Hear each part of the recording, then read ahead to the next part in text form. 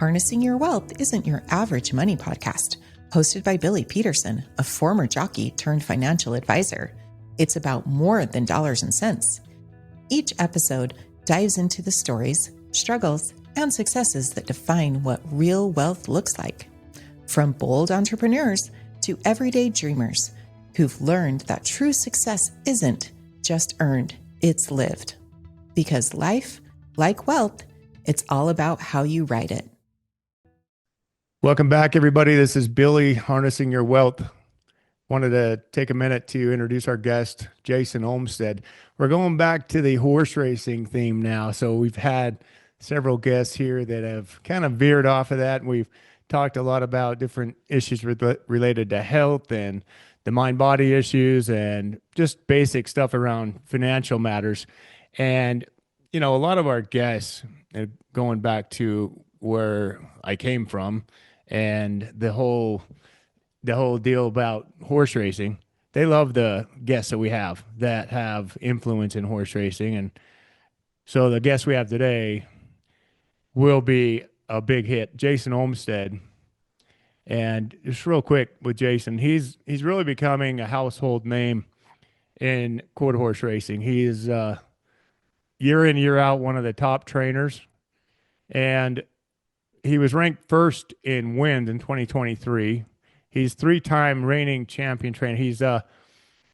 He's won nearly 900 races according to our stats. Now, I relied on Cade for this, so if anything's inaccurate there, Jason, it's his fault, not mine.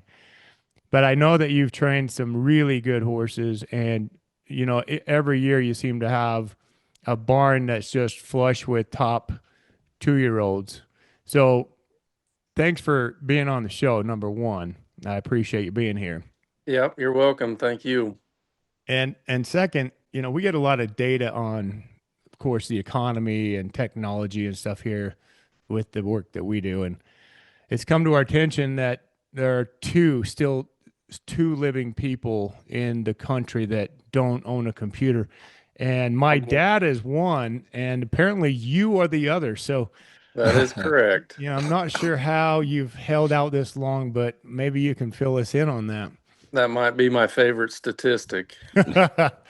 You love it. You just want to stay grounded and keep doing the things the old-fashioned way. And I don't That's blame right.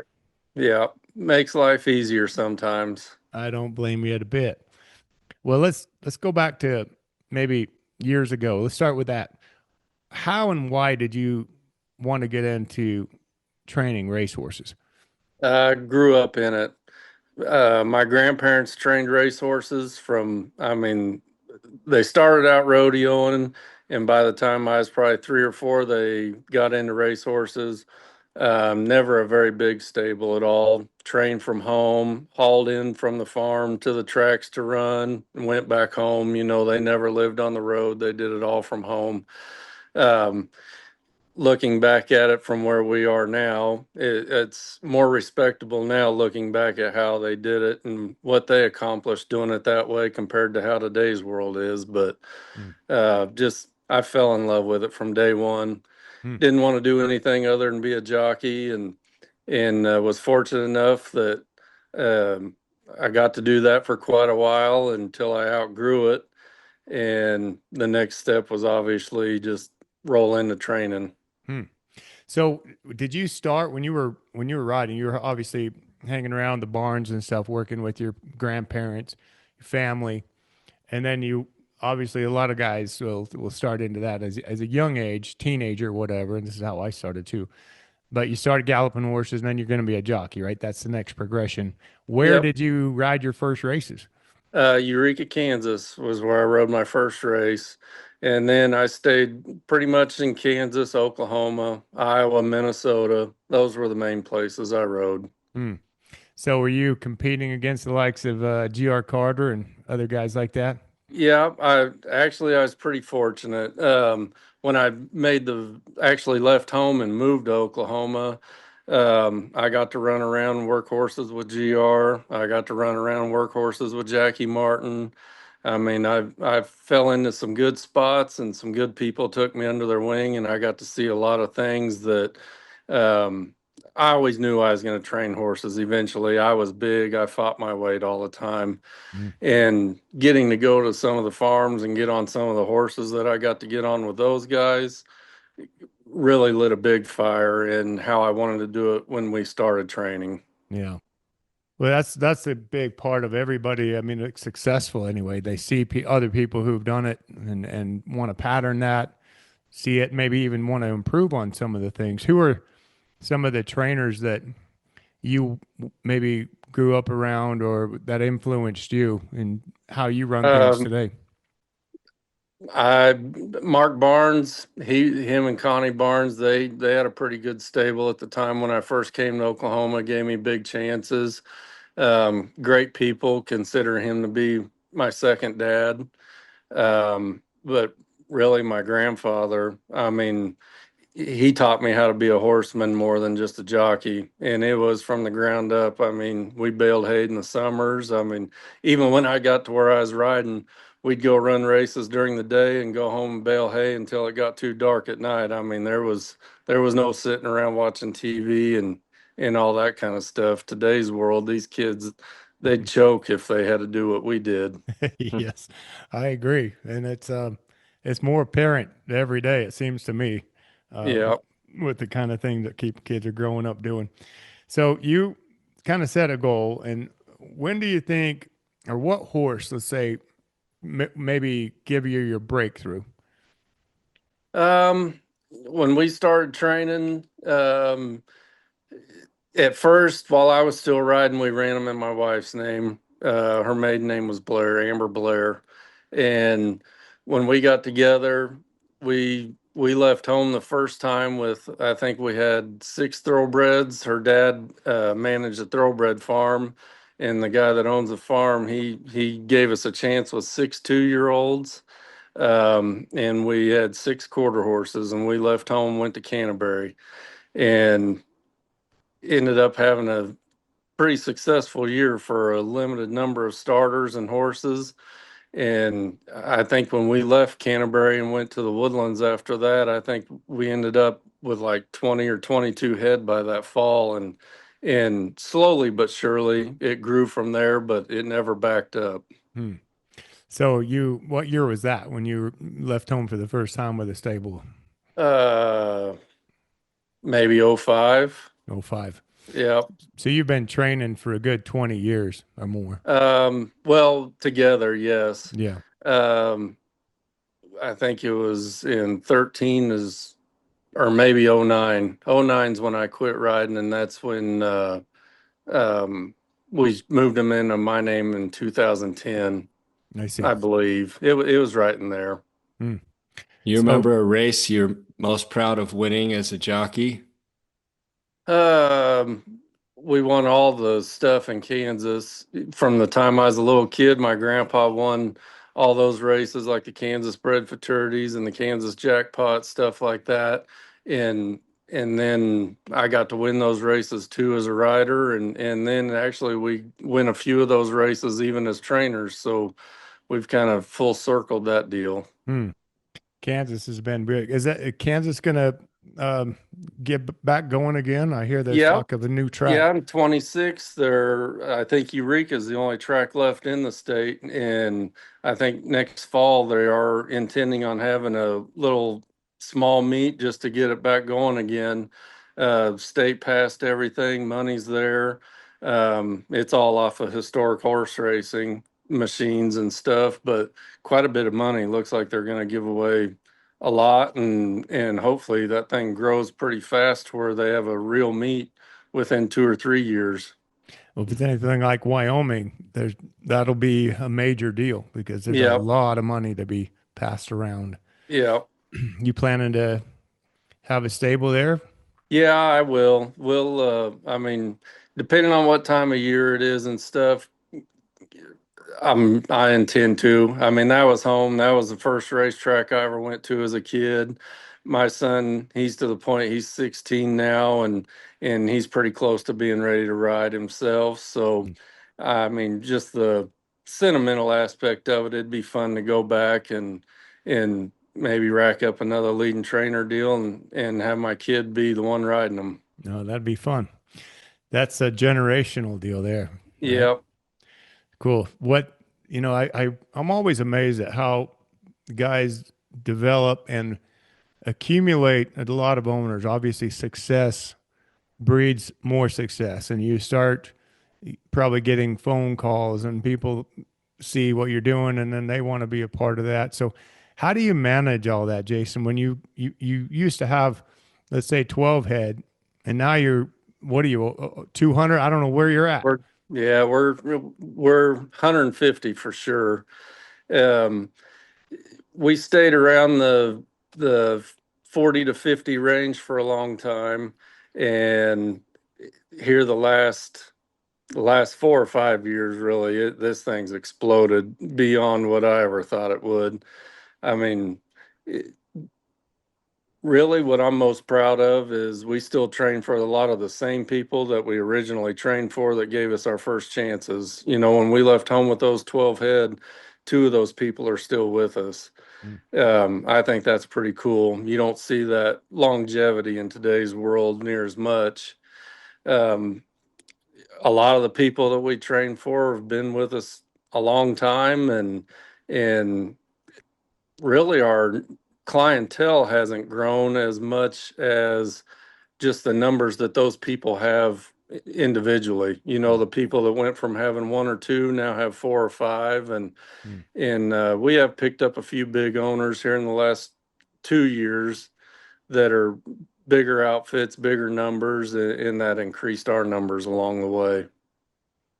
I met your wife, you guys just this last year, during this last year in the fall. And Yeah, I was impressed by just how down to earth both of you are. And you seem to, I would say a lot of people can sometimes let success go to their head, but I didn't see that. I didn't feel that way with you guys. I felt like two real genuine people that really want to work hard and do things the right way, respectful, care about the horses.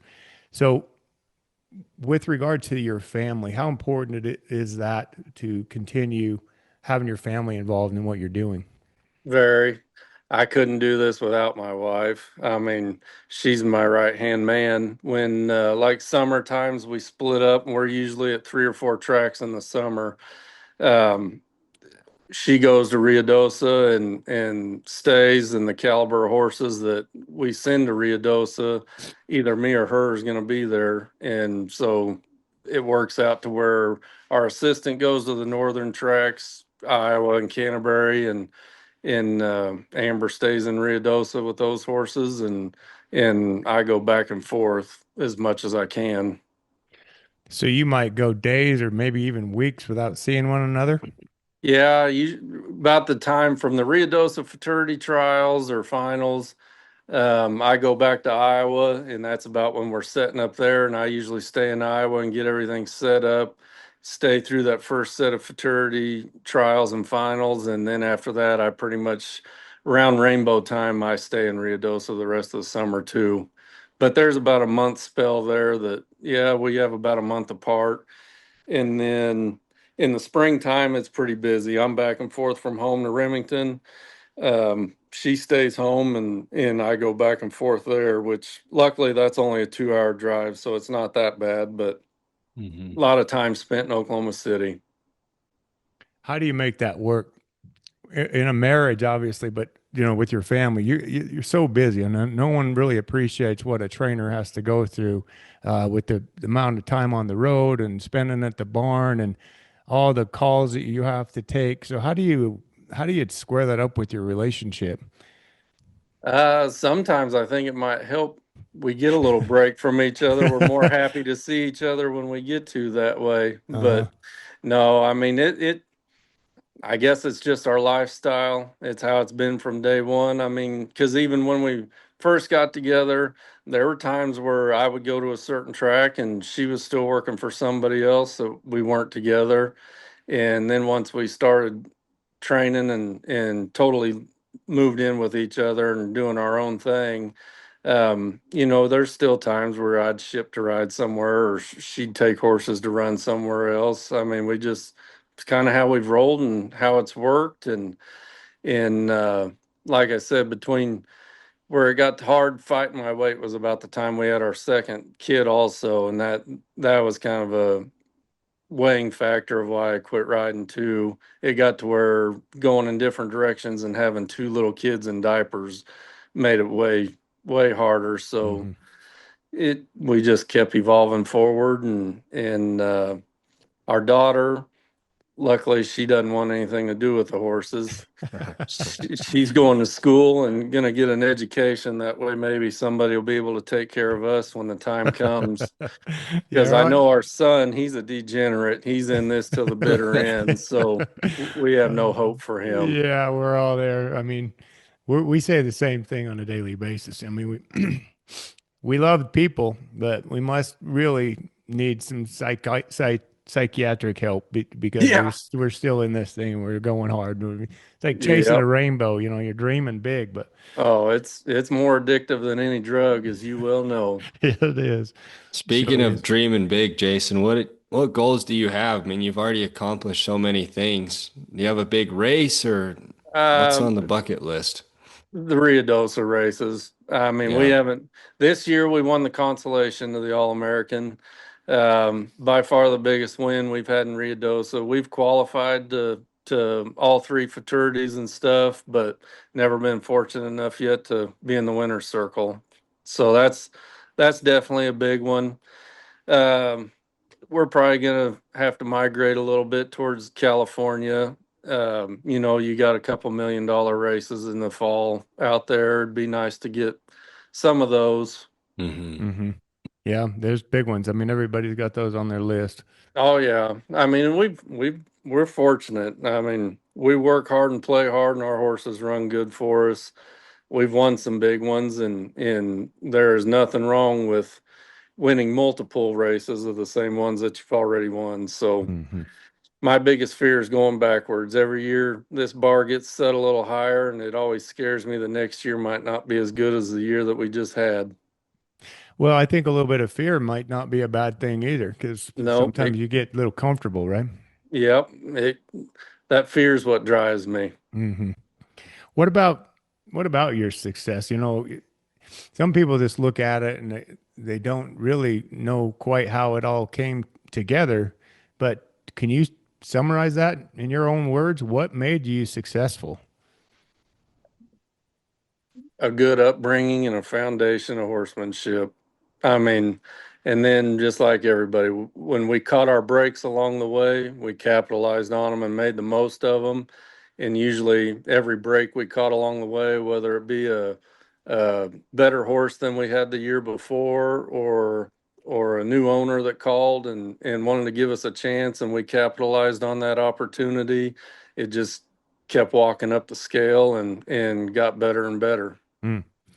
Is that where a lot of maybe young trainers fall short? Is maybe they don't have that human connection or relationship skill? Yeah, I mean, I'll admit I'm not a real people person. I mean, I'm pretty cut and dry. Um, there's not a lot of BS around me. I'm not here to put on a show or a salesmanship deal. I let my horses talk for me. Like I said, we work hard and we will play hard and have fun within our circle. But my big deal is when we're in the public eye, running first or last, our horses are going to look the best doing it and give what they have to give, whether it's good enough on that day or not. And I think a lot of these people in today's world have either had things handed down to them or didn't really have to grind their way per se from a bottom up perspective, and it, I think when you grind your way from the bottom up, you appreciate where you're at more. And I think that's where the fear of not wanting to do worse tomorrow than I did today comes, because I know where we were when we had that first kid in diapers and didn't know how we were going to buy gas to get to town, And so I'm pretty proud of what it's became. Yeah. Those are great stories. I mean, I think they're very inspirational. Most people appreciate the story of where it took somebody a lot of dedication and hard work and sacrifice to get where they're at versus just falling into it. Yeah, one time I will say there was one time I had somebody tell me I was spoiled, and I told him if they want to see how spoiled we are, they can show up at our house 1st of September when babies start coming in and watch the whole process till that first race day of them, and then tell me how spoiled we are. Mhm. We earn every drop of it. I'll- I'm certain of it. We had a chance to go visit your barn, my wife and I, Heather and I, and I was impressed. I mean, you told us that was basically empty fields, before you, Yep. and you did it all basically with vision and hard work, and put some really super nice barns in place that can house. Well, I don't know how many horses you can put there, but Got 140 stalls. 140 stalls, and you got big, nice enclosed round pen and track with starting gates. I mean, what am I leaving Yeah. out? You have a lot of hired hands there. Yeah. That's one thing. I mean, to run an operation of this size, you have to have great help. I mean, we have a great team, and I think what makes it work is every one of them wants to win as bad as I do. So it doesn't matter if I'm at Prairie Meadows or if I'm at Ruidosa, I know everything's getting done our way on the other end. And those guys get rewarded for winning just like we do, and it makes a good team. Hmm. You Do you? mentioned catching some breaks along the way. What about mistakes? You ever make a big mistake that you had to learn from? And Every day. Uh, He's public, honest. publicly, I will say He's Relentless was probably if I could have the All-American back with He's Relentless, that horse should have won the All-American. Really. Ain't a doubt in my mind. He was the best. Well, I mean, it's proven fact. At one time, he was the best 2-year-old in the country going into the All-American, fastest qualifier to the All-American, and he was our first qualifier. And he was the first horse we ever took and even ran in the trials. I always said I wasn't going to just take a bunch of junk out there just to say we were there. We wasn't going until we were for real. And we late paid him, and he was for real. If I could have had the 2 days leading up to the finals, if I could have had them back, he'd have got his picture taken. Mm. what happened those 2 days? Just little things that we weren't aware was going to happen. I don't really want to get into it, but Yeah. little things I could have changed that day. That he was when you're running for inches, and I was trying to get an extra inch out of him. I had him a little too fresh. I should have knocked a little bit of edge off of him, because when we bridled him and headed out the door, that horse, I mean, our son was 3 years old when he was a 2-year-old, and he could ride him around the barn. He'd hold him in the ice tub while I was cleaning his stall. I mean, it was them two were partners, Mm. and that was his demeanor. Even though he was a colt and everything, I mean, he could care less. And that day when we bridled him and he drug us out of the barn, instead of walking over there with a cool, calm demeanor, I knew we were SOL Mm. before we ever rounded the corner to head to the paddock. Dang. Yeah, and you don't know that stuff until sometimes it's too late, do you? I mean, Yeah. sometimes it's a trial I and mean, error. just little. If I'd have went and jogged him the day before or 2 days before, instead of giving him an extra third day to freshen him, if he'd have took that deep breath and been his normal self, I don't think they could have beat him. Hmm. You trained him his whole career? Yeah, we bought him as a yearling. That's where I say the stepping stones fall into place. So Tom Maher was one of the first people we trained for. Still trained for him now. And when we started with Tom, I think we started with 3, and now he has 30 with us. Jeez. Wow. Yeah, the year before He's Relentless, we bought a PYC horse that I think we gave 15,000 for him, and at the time I was like, "Holy crap! How are we ever going to make a profit on a horse that cost 15,000?" And that horse went on and made 200,000, and he paid for He's Relentless, and He's Relentless cost, I think we gave 63,000 for him as a yearling, and then I was really like, this is nuts. And in today's world, 63,000, that's about where you start bidding on these things at. Yeah. But that horse, we get out knotted on a dirty head bob in the Heritage Futurity. He runs second. We turned down a pile of money for him at that time, and we got to Ruidosa, and 2 days after being in Ruidosa, Mr. Hubbard came and looked at him, and within 48 hours, they bought half of him, of me being on the property. It was a whirlwind deal, and being your first time at that level around those kind of people, it was very educational. Oh, bet exciting as well. And Oh It's a yeah, dream to find a stud prospect like that. mhm. yeah, Most people. yeah. Yeah, really, really powerful, impressive horse. He broke track record as a 2-year-old, didn't he? Somewhere 3-year-old. 3-year-old. His first out, he was off a 6-month layoff, and his first out, I just ran him in an allowance race to tune him up before we went to Ruidosa, and some of them broke a track record that'd been there forever, and I don't think it'd take a freak situation, but he did it with no tailwind, no nothing, just raw scenario. He went 350 yards in like 1695, Oh, and most horses can't run 330 that fast. Oh my He was a goodness. freak. Wow.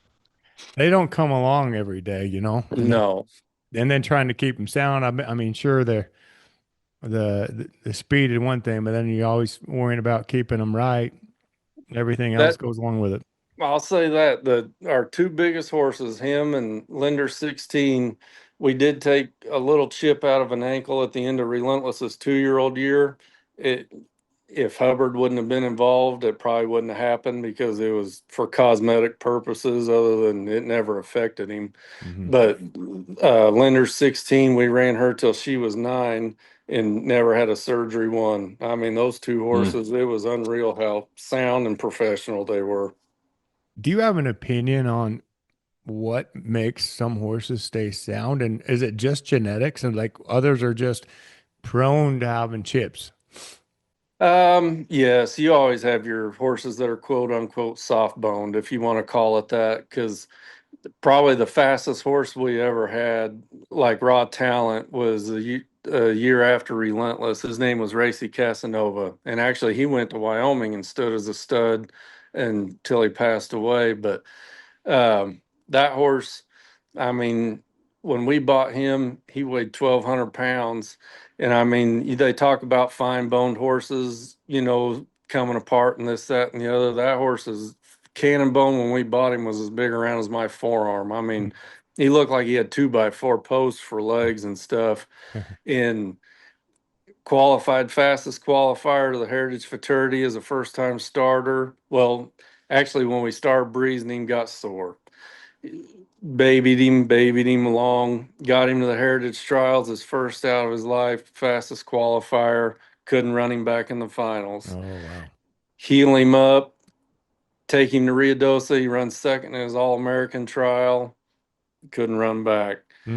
Take him to the Texas Classic, qualifies like third fastest, couldn't run back, had to take a year off after that one. So when that horse came apart and stayed as sore as he did all the time after races, I don't believe fine boned, big boned. I think every individual he's either gonna hold up or he's not. Hmm. All I can say is we put a huge bottom in these things before we ever even let them get a taste of any speed. Mm-hmm. I'm a big believer in 60 days of galloping 5 days a week, miles, miles, miles, and knock on wood, we don't have a lot of shin problems and baby growing pains and stuff like that. And I think that's why our horses are still as good as they are at the end of the year as they are at the beginning, because of those miles and foundation. But the faster they are, the more prone they are to having problems. Yeah. There's no way around it, it seems like. It's always interesting because it's the worst news an owner can get. Typically you don't want the Qualify trainer to to call you. something and call you and tell you, hey, sorry, we ain't gonna get to run back. Yeah. Yeah, it's gut wrenching. Something's wrong with this horse. We're going to the clinic, or hey, did X-rays and we have chip. So this horse is done for a while. It's really hard news to take. So as an owner, you're always looking at what is the factor? What helps? And you mentioned a couple of things that are putting a lot of miles in them as babies. Do you think there's anything that leads up to that, even when they're babies or even before I they're do. born? Like, is it nutrition? Is it how they're raised in pastures versus stalls? I think today a lot of these things are worth so much money that I think they're bubble wrapped too much when they're babies. These horses don't get to be a horse. From the time they wean them, it seems like they're stall ridden. And I think that's a big factor in it. Honestly, if they're out running in groups, cross pastures and going up and down little hills and all that and taking bad steps in a pasture, they're going to harden up before I get them, Mm-hmm. and then it's not so hard for me to change their course of life. Mm.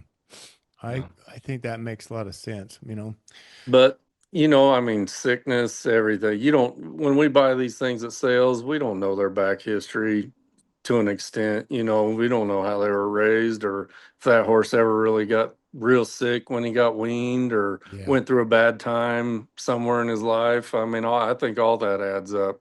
Yeah. And a lot of them, even these days, are sometimes they're operated on right when before they're even weaned, and they're Yep. having surgeries, and you don't really know about a lot of that stuff. Yep, exactly. You're buying them at the sales, but so you're sitting at like total earnings of 21 million on most of these quarter horses, but you could have probably went the thoroughbred route, maybe at one point. Why did you choose quarter horses? Because I was riding them. That was what I grew up loving. It was so bad. My grandparents, they trained quarter horses. That's all we had until I got to where I was about 14 or 15, and they knew I was going to ride because they did not want me to ride. But when it came reality that I was going to ride, they tried to stop it so much they switched from quarter horses to thoroughbreds even. Hmm. And they'd always have one or two around still, but that was a transition for them. When we got started, I liked training thoroughbreds. I liked watching the progression of thoroughbreds and how they develop and come around. Probably more so because it's more time consuming and they're a little more fragile minded, fragile bodied than the Hmm. quarter horses are. It's actually a trainer's game in the Hmm. thoroughbred world, I believe. And we had some, for our part of the country, we had some nice thoroughbreds. Um, but the love of the quarter horses, me riding quarter horses, and at the end of the day, our quarter horse stock was better than our thoroughbred stock. Um, if I'd have had one of the sheiks that was going to give us $10 million to go to Keeneland with, we'd have probably went the thoroughbred route. But Yeah. instead, we got the sheiks of the quarter horse side of it when Right. it was all said and done. So it Well, worked out the way it was supposed to. that seems the way a lot of it people look back and say the stones are set or the dominoes that fell into place, whatever you want to call it, is you look back and you start saying, how did this all progress?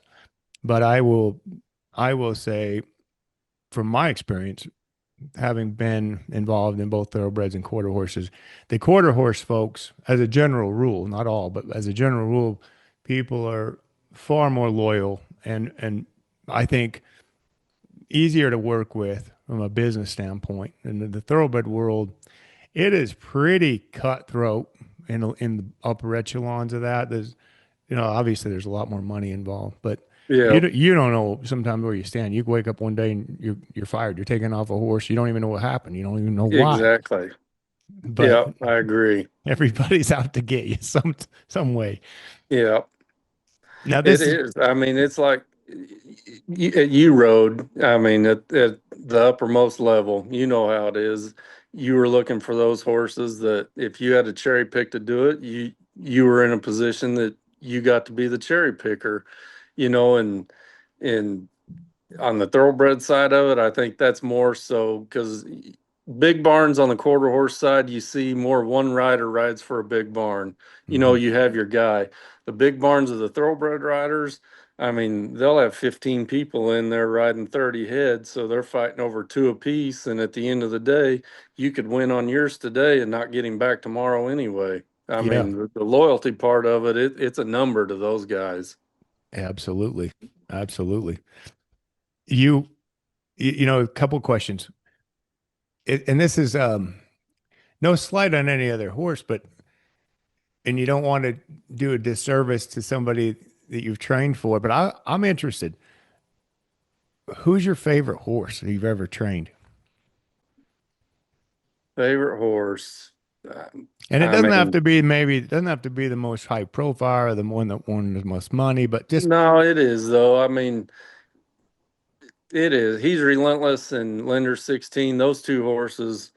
I mean, their personalities were mhm, untouchable. Them mm, horses, they love their people as much as we love them, mm, and that separates them. Because even like this year, we have a horse, Effortless Favorite, the won the Heritage and the Juvenile to the All American. I mean, he's a nice horse and stuff, but to go through the barn, he don't stand out and gravitate to you. He does now because of mhm, who he's become, mhm, but them other two horses, they were special day one, mm. and they grew on us.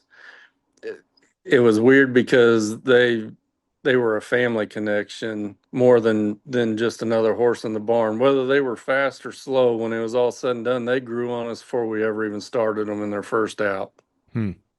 Do you think that good horses equate like good race horses are smart, like they have better sense about them and they're more willing? Is there something about that? Those top 10% horses, they have a presence about them and they know they're special from day one. I Hmm. mean, I, I can't walk out there in the barn and tell you one of these babies is that one right now. I mean, if somebody tells you they know it, I'd like to have that crystal ball and I wouldn't work so hard. I'd just sell information. But when when you get to that point, and even if it's a late maturing horse that say he don't peak out until July, that's this time of year when we're getting ready to speed these babies up a little bit and stuff. Everybody starts bragging and picking, and oh, Hmm. this is the one, this is the one. And I look for that horse that I want, that one that we're going to take his picture on Labor Day. Yeah. So them special horses, they get your attention, but they may not be the fastest one today. So Yeah. I like watching the overall development of that horse and how he changes and stuff, and those are the ones I like picking. I've And always they said, are usually the ones that take care of themselves. I mean, yeah. they do everything a little bit different. But when you look back at their history, after they already have a statistic and they became good or whatever, when you think back at how it was the first day you saddled them or whatever, you realize that horse, he always did something a little bit different. Even though you didn't know it at the time, it was always a little bit different than the one next to him. Yeah. Right. And it just becomes more and more apparent as you start matching them up and you start seeing Yes. their attitude, and then they start realizing, hey, I'm better than this guy. I can outrun this. Well, Yep. they start to relax and it starts to shine through. It doesn't come forced. Yep. It is a truth. Um, with regard to riders, you mentioned a couple things there, and I'm interested all the time because some people just ride anybody and they don't think it matters. But you seem to have pretty good grasp of the folks and the guys that you want to have riding in your barn. How do you get these guys? Well, I guess obviously a lot of them want to ride for his barn, such as yours, but you end up having, I don't know, 5 riders show up out there in the mornings just to gallop horses. How do you get Yeah. them? How do you get them to keep showing up, even if they're not your main call rider? You said it, stock, and we pay good. Okay. Yeah. No, I mean, I give everybody a chance. I tell these guys all the time because I mean, I'm not I'm not being disrespectful, but you don't see me riding a Francisco Calderon or a Brian Candenosa Hmm. or some of these guys. And that's because those guys aren't here September 1st when we're saddling babies and getting on them. I Hmm. take care of those. I was the kid that got on them from day one and got them to the show. And then when somebody else seen how good they were, I lost that mount. Hmm. And so I said from day one, I'm going to take care of the people that take care of me. I'm not going to let somebody in here that's going to cost an owner or cost us money or cost us a race. But if these guys, just because they don't have a household name, doesn't mean they don't deserve a shot to become a household name. Yeah. And we take a lot of pride in that.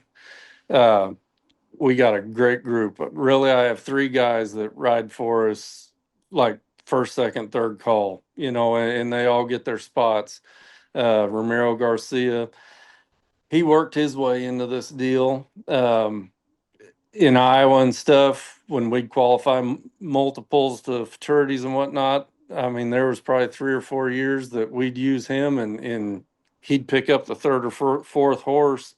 In many times he'd win the finals for us and stuff. And there's a guy who he could have done this at a lot younger age, but he had a kid right out of high school, and he stayed home to raise his little girl and stuff like that. So, I mean, now he's 32, 33 years old, and just getting to where he's a top 10, top 15 rider in the last couple of years now that he's a first call rider for us. And he does, great person, deserves every ounce of glory that he's getting right now. And I'm proud to be the one to give him that opportunity. And then the other 2 guys, I mean, Francisco Ramirez, that's who won the Heritage for us. That kid, he's had ungodly amount of talent from day one. I mean, he grew up in a rider family, like 3rd generation family of riders. And just, he was one of them kids that struggled in his home life and whatnot, had some personal issues, but talent was always there. He's won some of the biggest races there are in the industry multiple times, but he'd win them today and be gone tomorrow. You wouldn't see him for 6 months, and he's changed his life around. And great guy to get up, ready to go to work. It don't matter if we take 10 or 110. He's got a smile on his face, and he appreciates where he's at now. And then Armando Aldrivez, same thing. He was a kid that was a Gallup boy, struggling to ride whatever he could ride and pick up at the draw, and came home and went to work for us. And every year I've been able to give him a little more opportunities. And this year I think he won 3 fraternities for us too. So I mean, these guys know they're going to get their shot, and once they get in and realize that I've got their back as long as they have mine, takes that pressure off of them. If we get outrun today, it ain't your fault necessarily. Yeah. We just got outran, and they see that I'm going to go to bat for them because I'm going to put you right back on that horse next time, and we're going to go win. How often do you guys have conversations about their ride? Like, do you give them critiques after every ride, or? Boy, that's a good question, Cade. I like that. I think every competitor, it's kind of fun because even when I rode, I mean, I looked up to your Roy Brooks, Jackie Martin, G.R. Carter, the pinnacle, at that time, Larry Payne, the pinnacle of Oklahoma horse racing. And so I got thrown in with the wolves. So you either became a wolf or you went away, so, and I am very, very competitive. So yes, these guys, I mean, we are friends at the end of the day and everything, but I'll come back and tell them, hey, I think you should have tried this or done this, but most of the time, a lot of things happen that's out of our control anyway. It is what it is in a horse race. If I didn't believe in them, I wouldn't have named them on these horses in the first place. They know these horses as well as I do because they've been here from day one when we start breaking them. So we really don't have those kind of conversations, but it's inevitable. When you get done with that race, you unsaddle him, you're walking through the tunnel back to the saddle and paddock or jock's room. You're going to talk about what went good or what went bad and what we can fix to make it better next time. And then that race is over, go get on the next one. Yeah. Because a lot of times I think if you jump these guys' butt and ride them too hard, at some point you take the fire out of them, and then they start worrying about not messing up next time. Instead of just don't think and go ride, they start overthinking. Riding more timid instead of riding to try to win. Yeah. Yeah. Well, there's so many things. And then the rules that are in place at the various jurisdictions. I mean, these guys, if you're going to go to California, Jason, you're going to have to make sure your riders never want to whip a horse. Yeah, that ain't no lie. We've been there, and I'm more worried about all the rules I got to follow, let alone them riding them. Yeah, it's changed a bunch. Speaking of which, and this is no secret. This is very well known in our industry, but there's a lot of folks out there pushing the envelope, trying hard to win, and in doing so, let's just say it, they're cheating in a way that is unfair to the other folks. So how do you handle that? And as frustrating as it might be, knowing you're competing against somebody with an unfair advantage, how do you deal with that and keep going and keep your owners motivated to continue to spend the money, to pay the entry fees, all that? That every year it scares me that these guys aren't going to reload, because it is every year. I'm going to say in the last 10 years, it's changed so much to where now people are getting tired of a certain group of people winning all the races. I mean, it ain't no secret. There's a network here that we can't outrun. And all I do is I get up and go to work every day, and I work twice as hard to get accomplished what they do with half as much work. Um, I'm very fortunate people keep reloading and trying again the next year. And I think it's because, I mean, the last probably 5, maybe 6 years in a row, when you get rid of those people out of that network, the quote unquote cheaters, my name's the one at the top of the list of the guys that aren't involved in that circle. And they believe in me, and I'm more than grateful for their backing and support to keep trying. And it's not just me. I mean, you hear other big outfits, the same thing. I mean, all the guys that are on the outside of that deal looking in are worried about how much longer their owner is going to put up with this and keep trying the next year. Mm-hmm. It certainly is frustrating. And we all wish there was a magic wand we could wave and have everything come crashing down for those folks. And, we keep hearing all the stories. We all hear them every year. Oh, yeah, they're close. They got them busted. It's all coming down now. And doesn't seem to really phase them much. No, and it seems like you hear those stories, and certain people get caught. Just as example, say 2 or 3 of them get caught this fall. You're going to have light and life all through the winter, thinking next spring it's finally going to even out, and we're all going to have our fair chance. And that lasts about 30 days into Remington Park, and then you're back to kicking rocks. It becomes very apparent on those first set of trials. Yes. You got the buckles there behind you. What's your most favorite? What buckle you most proud of? My world champion trainer buckle. Yeah. That was something that was never even, I mean, don't get me wrong, it was a dream and a far-fetched thought 20 years ago, but never thought I'd be able to have my name on that list of people with Blaine Schwanenfeld and Paul Jones and those guys that have won multiple world champions, and to be in the race for it every year I'm proud of it. Without being egotistical, I'm proud of it. I would be too. That's an amazing accomplishment, and especially that you're doing it with your family involved and everybody pulling on the same rope. You mentioned your son; he wants to be a jockey. Obviously, that's the next step. So when are we going to see him in his first race? Probably Remington. Last year he gate broke all the babies. He's been galloping for about two years where he's not tied to the pony horse. He's rode since he was a little kid, but like full pledge, I mean, we don't handpick what he gets on the last 2 or 3 years. When we lead him out, he gets in the middle of them, kind of deal. Last winter we let him gate break everything with the guys and stuff, and after one more, I think this year, gate breaking babies through this winter, he'll be ready to go to the track and gate horses, ride school and races and whatnot. He'll ride at Remington. Good. Yeah, I met him Hopefully. there.